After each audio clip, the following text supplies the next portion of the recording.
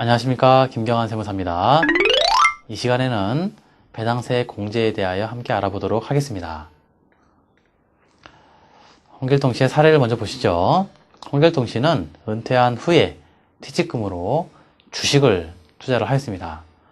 주식 투자한 이유는 주식 투자에서 발생하는 배당소득으로 은퇴 후에 생활비를 마련하기 위함인데요.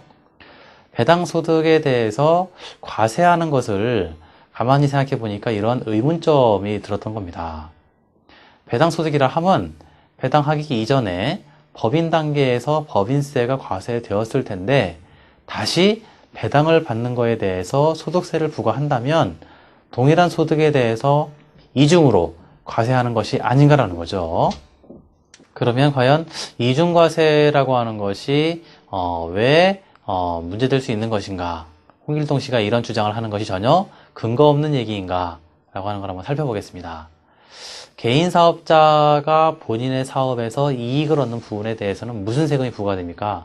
바로 소득세가 부과가 되겠죠. 법인 사업자가 이익을 얻은 부분에 대해서는 무슨 세금인가요? 법인세입니다. 그런데 법인이 법인세를 내고 난 후에 잉여금에 대해서 다시 주주한테 배당이 되면서 여기에 대해서 소득세가 부과가 또 되는 거죠. 여기에 대해서 이중과세 논란은 생기는 게 당연한 겁니다. 홍길동 씨의 주장은 굉장히 타당한 그런 주장입니다. 그렇기 때문에 우리 세법에서는 이런 이중과세를 조정해주기 위한 장치로서 배당세액공제라고 하는 것을 도입을 하고 있습니다. 즉 법인 단계에서 한번 세금 부담을 했으니 개인 단계에서 세금을 계산할 때 법인 단계에서 계산했던 세금 부분을 고려해서 세액공제로 빼주겠다라고 하는 구조를 취하고 있는 거죠. 배당소득에 대해서는 다음에 해당하는 금액을 배당세액공제라 하여 산출세액에서 공제를 하고 있습니다. 그 금액은 배당소득 받은 금액에 대해서 12%를 곱한 금액을 배당세액공제로 빼주는 겁니다. 근데 배당세액공제라고 하는 걸 논하기에 앞서서 원래 그로스업이라고 하는 게 따로 있습니다. 이 그로스업은 배당세액공제에 해당되는 금액을 과세표준 산출 시에 이미 그 금액만큼 가산해주는 금액인데요.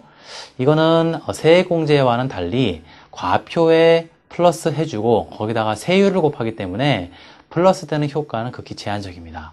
반해서 배당세액공제 마이너스 차감해주는 금액은 그 전체 금액을 한꺼번에 세액공제 해주기 때문에 마이너스 이펙트가 훨씬 크다는 거죠. 그러면서 이중과세는 어느 정도 조정이 된다고 볼 수 있는 겁니다. 그러면 과연 왜 12%를 해줄까요? 법인 단계에서 부담한 법인세 금액을 대략 역산하기 위해서 그 금액을 산출하다 보니까 12%를 곱한다면 대략적인 법인세 금액을 역산할 수 있더라라고 하는 산식이 있어서 그 과정에서 12%라고 하는 그 비율이 도출되었다라고 이해를 하시면 편하실 것 같습니다. 그러면 이런 그 배당세액 공제를 할 때 유의해야 될 사항이 크게 한 세 가지가 있습니다. 첫 번째는 종합과세 되는 경우에만 적용한다는 겁니다. 그래서 금융소득이 4천만 원 이하인 경우에는 배당소득이 있더라도 배당세액 공제는 적용하지를 않습니다. 두 번째, 종합과세 되더라도 4천만 원을 초과하는 금액에 대해서만 적용한다는 데 있습니다. 그래서 그 이유는 금융소득이 4천만 원 이하인 자와의 조세 형평성을 고려하기 위한 것이다 라고 이해하시면 맞을 것 같고요. 세 번째는 한도가 있습니다. 이 배당소득 금액에 대해서 12% 곱하면 무조건 다 배당세액 공제해주느냐? 그렇지 않습니다. 금융소득 종합과세 특례 산식이 1번이 있었고 2번이 있었죠. 두 개의 차감한 금액, 그 금액에 대해서 한도로서의 작용을 해서 그 금액을 넘어갈 경우에는 한도까지만 인정을 해주는 겁니다.